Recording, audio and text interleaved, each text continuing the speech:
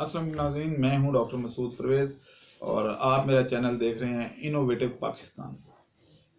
आज का topic biofloc पे है। कुछ इसमें लोग अक्सर मेरे से सवाल पूछते हैं और इंडिविजुअली मेरे लिए उनको जवाब देना मुश्किल होता है और इसलिए मैंने ये सोचा है कि मैं आपको इस यूट्यूब चैनल से गाइड कर दूं कि जो मेरे से सवाल लोग अक्सर पूछते हैं उनके जवाबात क्या हैं।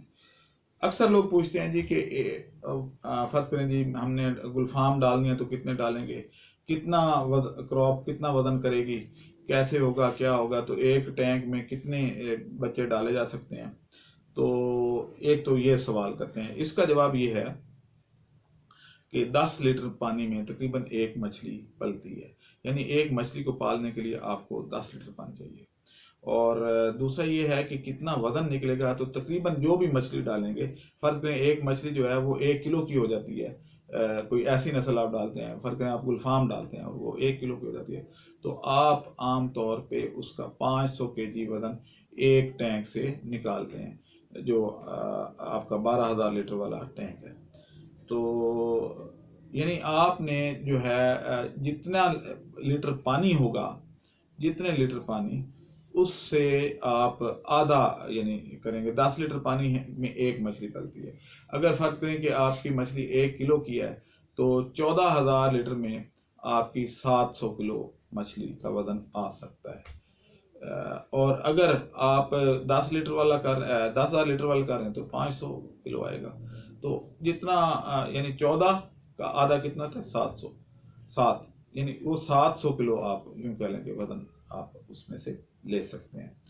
अच्छा, यहाँ पे मैं एक और बात करूँ। यहाँ पे बड़े लोग, क्योंकि बायोफ्लाक एक नई डेवलपमेंट है पाकिस्तान में, इंडिया और दूसरे मुल्कों में पुरानी है, तो यहाँ पे आपको बड़े लोग मिलेंगे। लोग कहते हैं कि आप गुस्सा कर जाते हैं ये, लेकिन अब गुस्सा ना करूँ तो क्या करूँ कि नैले, मैं यूं लफ्ज़ इस्तेमाल करूँगा, नैले दैले बहुत मिल जाएंगे जिन्होंने पहली दफ़ा टैंक लगाए हैं और वो लोगों को ख़राब कर रहे हैं। यानी उन्होंने कोई पहले तजर्बा नहीं है, वो इंटरनेट से देख के, यूट्यूब से देख के या गूगल से सर्च करके तो अपने आप को एक्सपर्ट समझते हैं।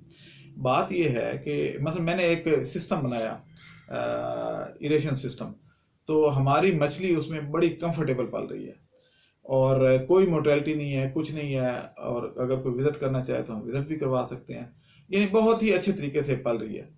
लेकिन मुझे लोगों के बड़े वो स्टूपिड से क्वेश्चन आए कि जी इसको तो 6 ppm चाहिए ऑक्सीजन, इसको 5 ppm चाहिए, आपकी जो वीडियो में है हमें लग रहा है कि नहीं ये कम है, कोई कह रहा है नहीं ये पूरी है, कोई कुछ कह रहा है। भाई आपने ये देखना है कि आपकी मछली नहीं मार रही और ग्रोथ अच्छी हो रही है, तो इसका मतलब ये है कि आपकी वो ऑक्सीजन पूरी है, ना कि आपने वो फिगर कोट करने हैं जो आप डिफरेंट सोर्सेज से आप ले रहे हैं। और हमारी वैसे भी ऑक्सीजन कम नहीं है, वहाँ पे बड़ी अच्छी हो रही है। अगर ऑक्सीजन कम होती तो आपको मोर्टेलिटी का सामना करना पड़ता और आपको जो है वो मछली डिस्कम्फर्ट फील करती, ऊपर आके मुंह खोलती और ये सारा कुछ। लेकिन वो जिनको मैं कहता हूँ ना कि नीम हकीम खतरा जान, तो ऐसे लोगों से बचें जो नीम हकीम हैं और आपके टैंक को तबाह कर देंगे, खुद तो उन्होंने कर ही लिया है। तो इस तरह के लोगों से बचें। अच्छा, दूसरा सवाल मेरे पास आता है जी कि फीड के बारे में हमें गाइड करें। तो फीड के बारे में मैं आपको बता देता हूँ कि हर वैरायटी की डिफरेंट प्रोटीन रिक्वायरमेंट है। हमारे यहाँ जो फीड मिल रही है वो 28 से लेके तो 36 प्रोटीन तक मिल रही है। लेकिन अगर आप ईल फिश जैसे कोरिया में सांप की तरह होती तो उस पर चले जाएं तो उसकी रिक्वायरमेंट 52 प्रोटीन उसकी रिक्वायरमेंट होती है। तो इसको बैलेंस करना एक टेक्निकल काम है। ये नहीं है कि जो दिल किया और उसको डाल दी तो फिर ग्रोथ नहीं आती और फिर कसूर बायोफ्लाक टैंक का निकलता है कि जी बायोफ्लाक टैंक में ये वजन नहीं करती, ये वजन कम आता है।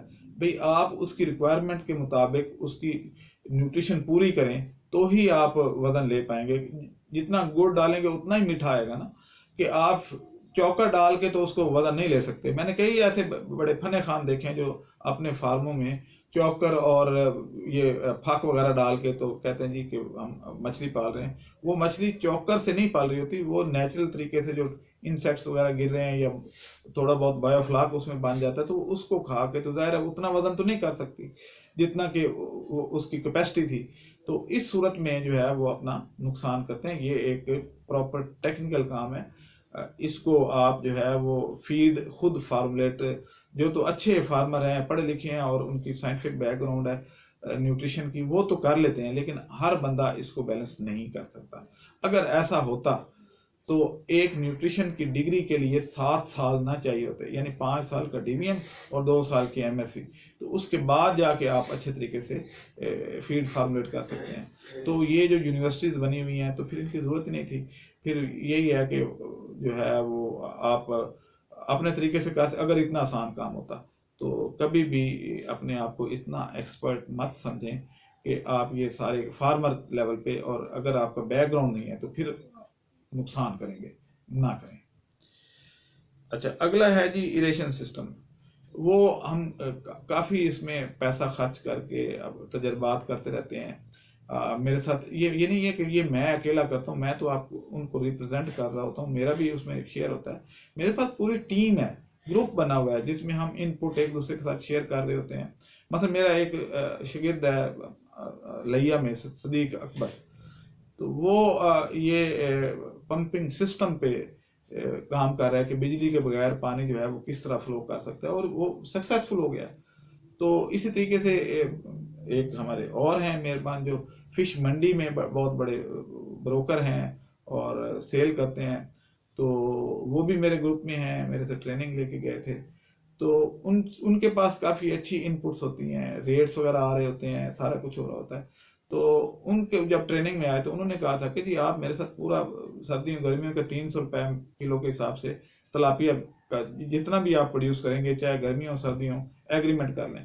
تو اس طریقے سے میرے پاس ٹریفک بہت زیادہ ہے اور مجھے پتہ ہوتا ہے کہ بھئی یہ کیا ہونے والا ہے, اب کس طرف جا رہی ہے ٹریفک, یہ کیا. تو یہ کچھ لوگ جو ہے جن کا بہت نیرو سا مائنڈڈ ہے, فرق کریں کہ وہ اپنا سوئے اصل پہ بیٹھے ہوئے ہیں اور ادھر ادھر بیٹھے ہوئے ہیں, تو ان کا کتنا وی این براڈ ہوگا, وہ اپنے فارم تک محدود ہوتے ہیں, یا 1-2 اور لوگوں سے, یا کوئی چھوٹا سا گروپ ہوگا جس میں کوئی 30-40 یا 50 لوگ ہوتے ہیں. تو وہ اتنی ٹریفک نہیں ہوتی ان کے پاس جتنی کہ میرے پاس آتی ہے, تو اس لیے میرا تھوڑا سا ایکسپوجر زیادہ ہوتا ہے. اچھا جی, آگے امونیا کا مسئلہ. اب کچھ لوگ یہ سمجھتے ہیں کہ بایو فلاک کا نام یہ ہے کہ وہ جو ٹینک ہے اس کو بایو فلاک کہتے ہیں. ایسا نہیں ہے.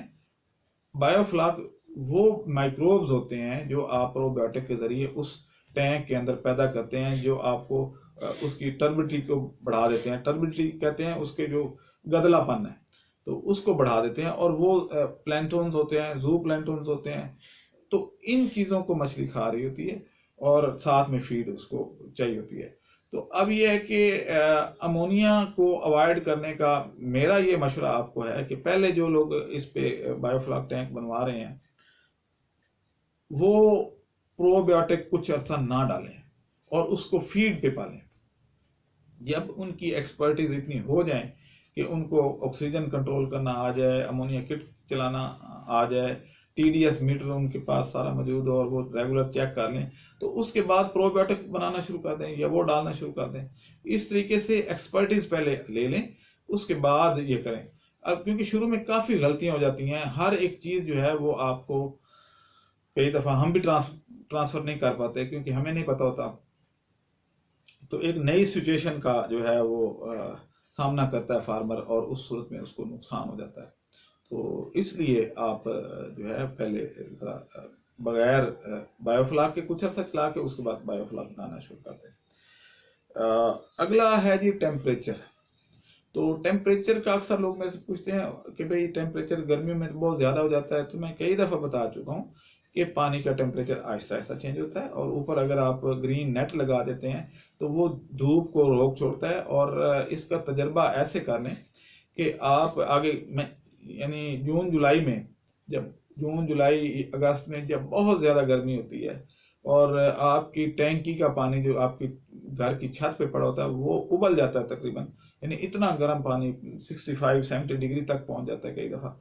तो उसको भी अगर आप भर के अपने बाथरूम में बाल्टी में रख दें और ओवरनाइट पड़ा रहने दें तो सुबह आपको वो ठंडा पानी तकरीबन 28 डिग्री पे मिल जाता है। तो पानी का टेम्परेचर क्योंकि आहिस्ता आहिस्ता चेंज होता है, इसलिए बायोफ्लाक में पानी का टेम्परेचर 32-33 से ऊपर जाता ही नहीं है। तो इसलिए आपको उसकी फिक्र करने की जरूरत नहीं है। सर्दियों में अलबत्ता प्रॉब्लम होती है कि बहुत ज़्यादा ठंडा हो जाए तो वो ज़्यादा प्रॉब्लम करता है और उसको हीटिंग की जरूरत होती है। उसके बाद TDS का लोग पूछते हैं, तो TDS का जो लेवल है हर मछली के लिए अलग है, लेकिन आम तौर पे 900 से लेके 2100 के दरमियान TDS हो तो तकरीबन तमाम मछलियां इसी में सर्वाइव कर जाती हैं, सिवाय चंद एक मछलियों के जैसे ट्राउट है या साइमन है। ये तो ये मछलियां इनका क्योंकि ये फ्रेश वाटर की हैं और बहुत नीट एंड क्लीन पानी इनको चाहिए होता है, तो ये उसमें ग्रो करती हैं। आज के लिए बस यही 5-6 टिप्स थी जो आपसे डिस्कस करनी थी। अब मुझे इजाज़त दें। अल्लाह हाफ़िज़। हमारे चैनल को सब्सक्राइब करें और साथ में बेल आइकन को भी दबा दें ताकि हमारी हर नई आने वाली वीडियो आप तक बआसानी पहुंच सके।